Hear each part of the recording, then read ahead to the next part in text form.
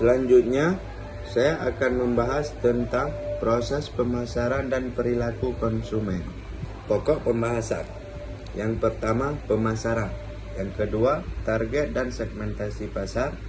Yang ketiga, riset pasar. Yang keempat, memahami perilaku konsumen dalam pembelian organisasi. Pemasaran. Pemasaran atau marketing adalah proses perencanaan dan pelaksanaan konsepsi, penetapan harga, promosi, serta distribusi atas gagasan, barang dan jasa untuk menciptakan pertukaran yang mampu memenuhi sasaran perseorangan dan organisasi. Pemasaran bertujuan untuk memberikan informasi mengenai barang atau jasa dalam kaitannya untuk memuaskan kebutuhan dan keinginan manusia. Target dan segmentasi pasar. Target pemasaran merupakan suatu kegiatan pengelompokan masyarakat berdasarkan segmentasi pasarnya. Dari hasil segmentasi tersebut, maka akan diperoleh data-data yang kemudian dapat menentukan segmentasi mana yang paling sesuai dengan karakteristik usaha yang sedang dibangun. Penentuan target pasar dapat membantu dalam mengarahkan kegiatan pemasaran kepada kelompok konsumen dengan karakter konsumen tertentu. Dengan demikian, target pemasaran merupakan bagian penting dalam mengukur, meningkatkan, dan menentukan potensi keberhasilan dalam membangun bisnis. Selanjutnya, target dan segmentasi pasar. Target pasar juga diartikan sebagai kelompok konsumen yang menjadi sasaran pebisnis atau pemilik perusahaan agar bisa membeli produk atau jasa yang ditawarkan. Tentunya, target pasar tidak akan bisa dipilih atau ditentukan tanpa melakukan segmentasi pasar, yaitu kegiatan membagi kelompok heterogen atas calon pembeli ke kelompok homogen yang lebih kecil.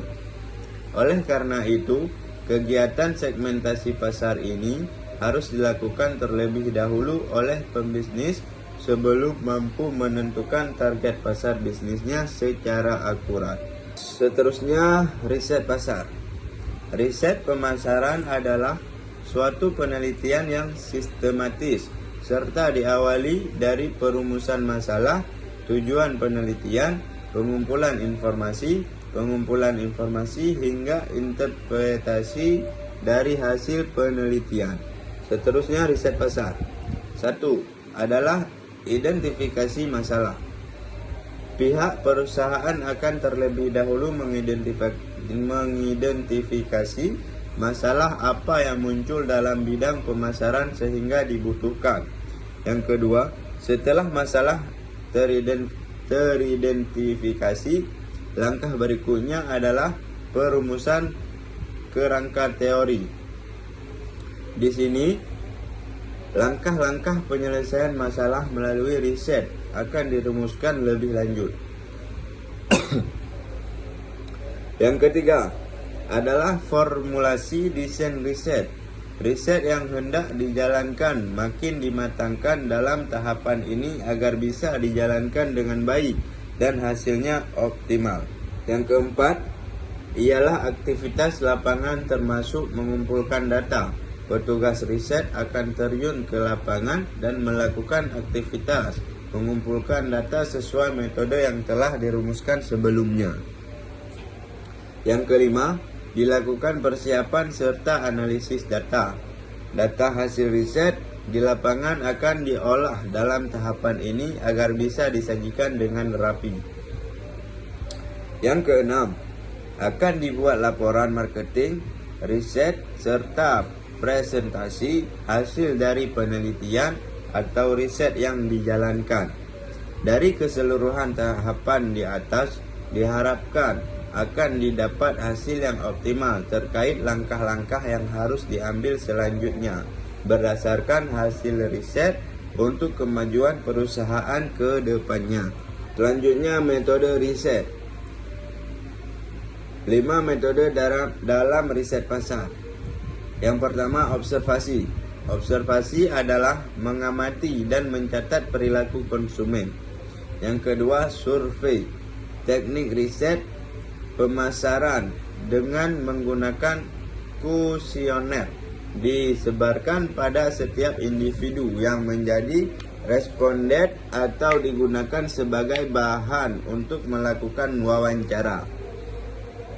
Yang ketiga, fokus group atau kelompok fokus, yaitu teknik riset pemasaran berupa sekelompok orang dikumpulkan, diberi permasalahan dan diminta untuk mendiskusikan secara mendalam.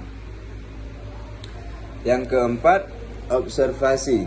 Observasi yaitu teknik riset pemasaran yang mencoba untuk membandingkan respon orang yang sama atau orang yang serupa memiliki karakter yang mirip dalam kondisi yang dibuat berbeda. Seterusnya, perilaku konsumen. Perilaku konsumen adalah sebuah kegiatan yang berkaitan erat dengan proses pembelian suatu barang atau jasa. Mungkin sedikit bingung, perilaku seperti apa yang dimaksud atau dikategorikan ke dalam perilaku konsumen. Pada dasarnya, perilaku konsumen ini sangat luas. Mungkin kita sering melakukan perilaku konsumen, namun tidak menyadarinya. Hal-hal seperti itu seringkali terjadi ketika melakukan suatu proses pembelian. Perilaku konsumen juga yang mendasari konsumen untuk membuat keputusan dalam pembelian. Ada 4 faktor yang menentukan perilaku konsumen. Yang pertama, faktor budaya. Perilaku konsumen sangat dipengaruhi oleh faktor budaya, seperti budaya pembeli, subkultur, dan kelas sosial. Yang kedua, faktor sosial. Faktor sosial juga mempengaruhi perilaku pembelian konsumen. Contoh faktor sosial adalah kelompok referensi, keluarga, peran, dan status. Yang keempat, faktor psikologis. Ada 4 faktor psikologis utama yang mempengaruhi perilaku pembelian konsumen. Ini adalah persepsi, motivasi, pembelajaran, keyakinan, dan sikap. Nah, kesimpulannya, pemasaran adalah proses perencanaan dan pelaksanaan konsepsi, penetapan harga, promosi, serta distribusi gagasan barang dan jasa untuk menciptakan pertukaran yang memuaskan tujuan organisasi dan individu. Setiap program pemasaran harus memperhatikan 5 faktor eksternal yang dapat mempengaruhi pemasarannya, yaitu lingkungan politik dan hukum, lingkungan sosial dan budaya, lingkungan teknologi, lingkungan ekonomi, dan lingkungan persaingan. Dalam melakukan pemasaran, terlebih dahulu harus dibuat rencana pemasaran, yaitu strategi terinci untuk memfokuskan upaya memenuhi kebutuhan dan keinginan pelanggan. Dan hal ini dilakukan oleh manajer pemasaran. 4 komponen dasar dalam pemasaran yang harus diperhatikan oleh manajer pemasaran adalah produk, penetapan harga, distribusi, dan promosi. 4 variabel penting yang berpengaruh terhadap perilaku konsumen. Variabel geografis, variabel demografis, variabel psikografis, dan variabel perilaku. Terima kasih.